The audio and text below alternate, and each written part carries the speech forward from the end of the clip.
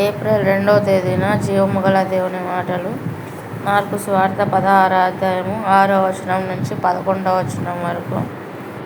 అందుకతడు, కలవరపడకుడి, సిలువ వేయబడిన నజరేయుడగు యేసును మీరు వెదకుచున్నారు. ఆయన లేచి ఉన్నాడు, ఇక్కడ లేడు.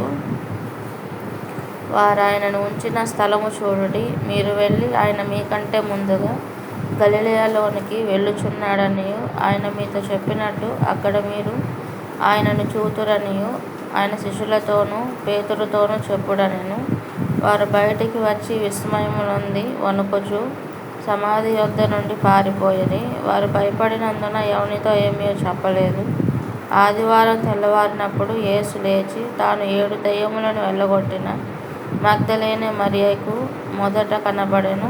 ఆయనతో ఉండిన వారు దుఃఖపడి ఏడ్చుచుండగా ఆమె వెళ్ళి ఆ సంగతి వారికి తెలియజేసెను. కానీ ఆయన బ్రతికి ఉన్నాడనియూ ఆమెకు కనబడెననియూ వారు విని నమ్మకపోయిరి. ఆమేన్. స్తోత్రం తండ్రి, పరిశుద్ధాత్మదేవ.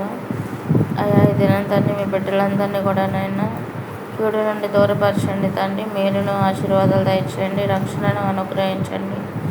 అయ్యా, రాబోయే శోధన కాలంలో మీ బిడ్డలందరినీ కూడా కాచి కాపాడమని, ఇదిగో తండ్రి ప్రతి ఒక్కరిని కూడా పరలోక రాజ్యాన్ని చేర్చుకోమని యేసు నామములో తండ్రి అడిగి వేడుకుంటున్నాం ప్రభువా. ఆమేన్, ఆమేన్, ఆమేన్.